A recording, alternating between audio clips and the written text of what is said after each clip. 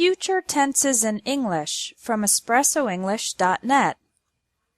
Many students use will for everything in the future, but this is not completely correct. There are various future tenses in English, and in this lesson you are going to learn when to use each one. For predictions, use will, won't, or going to. For example, the economy will improve this year is the same as the economy's going to improve this year. In general, with first conditional sentences, using the word if, we use will and won't. For example, if you practice every day, your English will improve. If you don't study, you won't pass the test. For intentions, use going to. Intention is when you want to do something, but you haven't yet taken action. For example, this year I'm going to lose weight. I'm going to quit smoking. I'm going to get out of debt. I'm going to join a gym. Going to is commonly used for New Year's resolutions. Now let's talk about plans and arrangements. Plans and arrangements are when you have already taken some action to make the plan a reality in the future.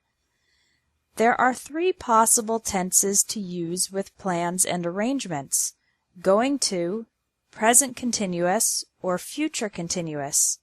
For example, you can say, "We're going to visit him next week." Using the present continuous, you can say, "We're visiting him next week." Or, using the future continuous, "We'll be visiting him next week." These three structures, "we're going to visit," "we're visiting," and "will be visiting," in this context, these are essentially the same.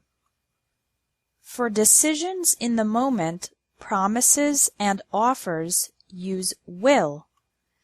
An example of a decision in the moment is ordering in a restaurant. "I'll have the chicken salad." Use will for promising. "I'll call you at 5 o'clock." Use will for offering. "I'll help you with the homework." For scheduled events in the future, use the present simple.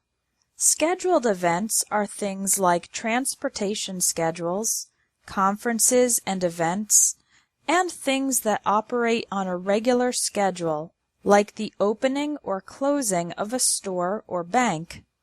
So it's more common to say, "Our flight leaves at 8 o'clock," instead of, "Our flight will leave at 8 o'clock."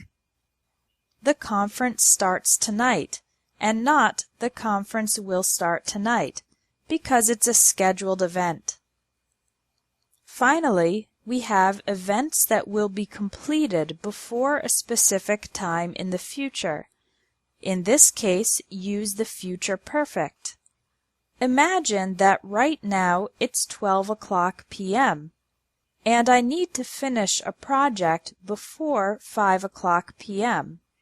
I can say, "By 5 p.m. I will have finished the project," because the completion of the project comes between now and 5 o'clock.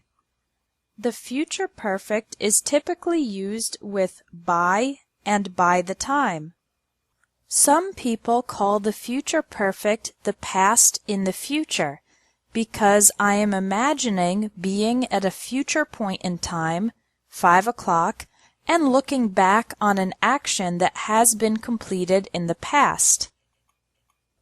Your homework is to complete the 5 exercises under this video that will help you use these future tenses in your English today. Thanks for watching English Tips from Espresso English. If you liked this video, please share it.